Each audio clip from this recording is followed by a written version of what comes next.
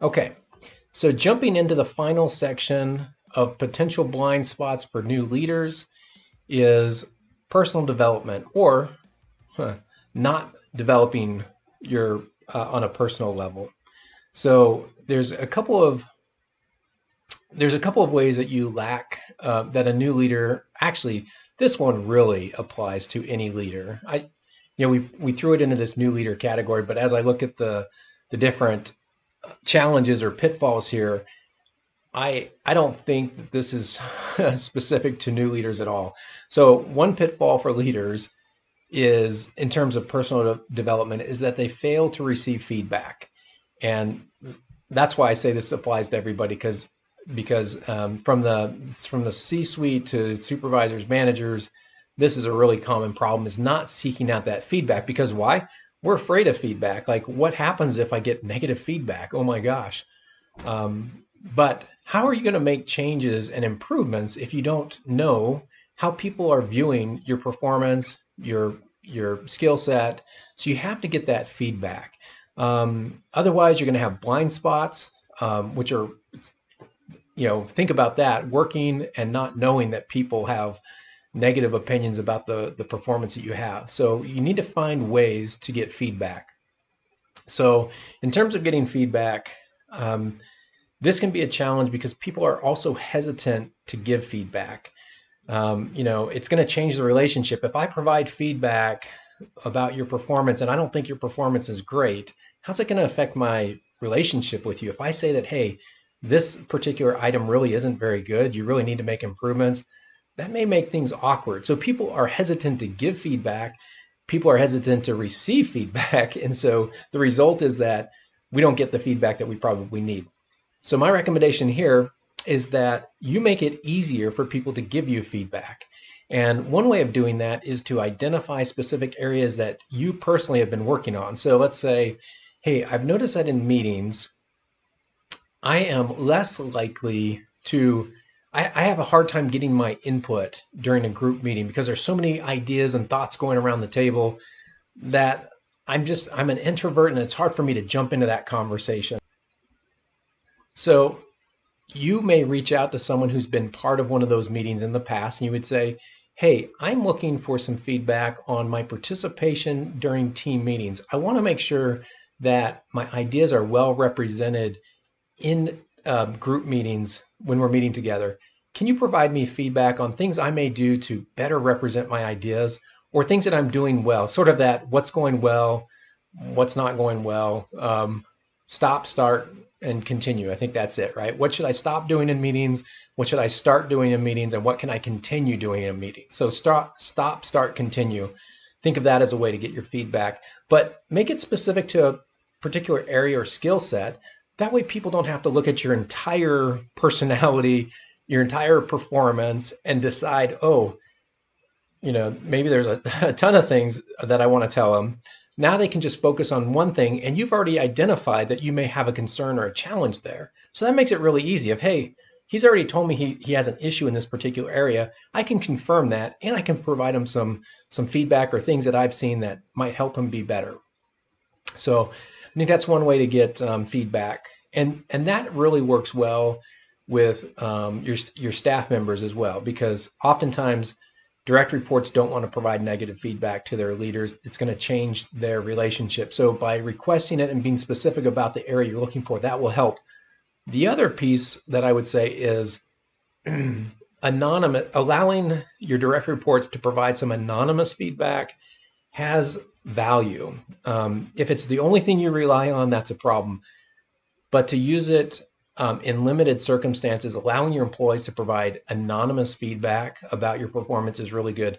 You're much more likely to get honest, direct feedback if they don't have to feel like they have to put their name on it. So I know there's a downside to that. Some companies feel like if you don't have the integrity to put your name on it, then you shouldn't say it at all. But the reality is, people are really concerned about providing negative feedback to a boss, and they're more likely to give you really good feedback if they're allowed to do it anonymously. So I actually do recommend it as a solution to getting feedback.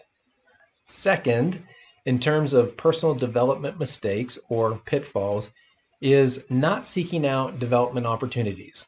Now, as a new leader, you're probably your first couple of months, you're just going to be drinking from a fire hose. You're getting your one-on-one set up, you're coaching, you're managing, you're doing some of your old role, some of your new role. It's going to be really busy. So your development in the first probably 6 months is going to be learning your role, learning your boss, learning your direct reports, setting goals, real basic foundational stuff. The risk is that because you've gotten into this pattern in the first 6 months, is that that's what you start doing, and you forget that you need to start seeking out development opportunities when your job starts to become a little bit more manageable, when you're not like drinking from the fire hose, when you don't feel like you're running around like a chicken with their head cut off. At that point, you need to start getting some development opportunities. So this is think of it this way. So if you don't develop yourself in 5 years or 10 years, is that job that you're in today, is it going to be the same job? I remember we had some claims analysts that I worked with several years ago. And these claims analysts, they were concerned because we were moving them from being on site to doing all of their work remotely. And this was like a big change for them. Like they couldn't comprehend that their job was changing so much. And so one of the claims leaders, she talked about how different the claims job had changed over the last 20, I think it may have been more than 20 years, but roughly 20 years, where it had gone from a point where there were no computers.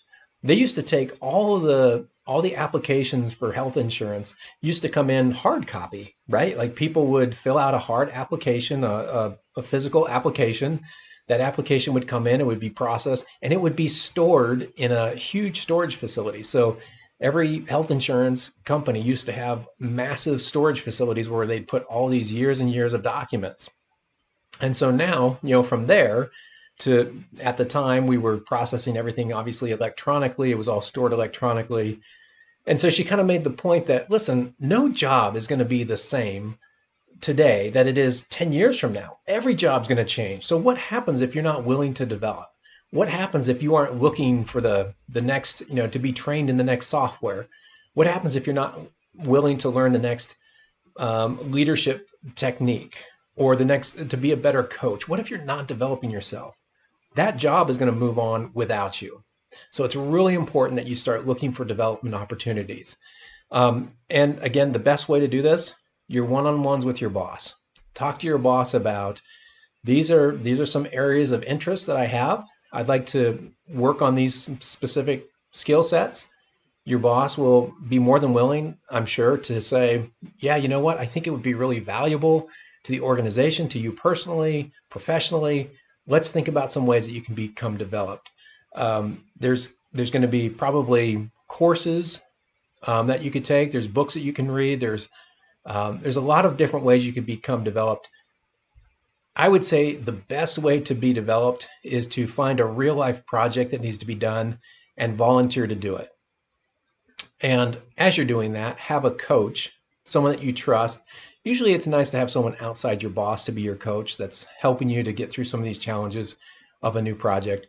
But take on a real, what they call it, on-the-job experience, OTJ, on-the-job development opportunity. Take on a real role, have a coach to help you through that, and learn from that. So as soon as you stop drinking from the fire hose, make sure that you set time to be with your boss and talk about what can you do to develop or further develop your skill set. Okay, so now as we've done with the other sessions, we just want to take a moment to kind of think about what we've learned and what are the most likely pitfalls that would impact us personally. So given your personality, what mistake are you most likely to make in this category? Is it more likely that you're going to avoid feedback or not seek out feedback?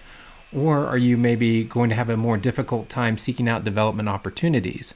Now, if you are brand new in your role, you've only been a leader for, say, less than 6 months, you're probably still going to have your main focus is going to be around just learning your job, learning your team members, getting to know your boss better, understanding the context and the intricacies between departments and things like that. So that may not be an issue. But if you've been in your role for quite some time, and you don't feel like you're developing, this may be an area where you want to set a goal to have a one-on-one with your boss specifically to talk about your development. If you find that you don't really actively seek out feedback, if it's been more than 6 months since you've received any kind of feedback from staff or from your boss, then there's a good chance that that maybe is a goal that you need to set. But again, the idea here is not to have 1,000 things that you're working on. Pick one item that you feel like would really benefit you, the area that you think is more concerning or more of a challenge for you. Set a goal around that, share that goal with your boss, make it part of your one-on-ones, and then you can just develop from there. So thank you very much for joining me for this series of videos. I hope you found it really helpful. So if you haven't seen all the videos, it started way back with some leadership type of pitfalls. It went on to management pitfalls. Then we moved on to the video today. Let me just stop or finish, I guess, by saying this. There is a reason that you're in your position. As a leader, your organization saw something special in you and they decided to tap you on the shoulder and put you into a leadership role, or you applied for a position and you got into this new organization. There was something that the leader, the recruiter, the manager, that they saw in you. So you are in the role for a very specific reason. And you have the ability to impact dozens and dozens of people, even if you have a small team. You think about your small team, if you have an impact on those one or two individuals that report up to you, that carries with them throughout their personal life as well. They go home, oftentimes the attitude that they take home has a lot to do with what you've done or helped them with at work. If they feel good and engaged and positive at work, they take that with them home. That impacts their families, that impacts their friends, that impacts their communities. So thank you for the work you do. Thank you for taking the time to watch this video and to take some of the tips and tricks that you learned today and apply them into your professional life, which will have a significant impact on the lives of those around you. Have a great day and look forward to seeing you at the next Leadership Series videos. Thanks. Bye.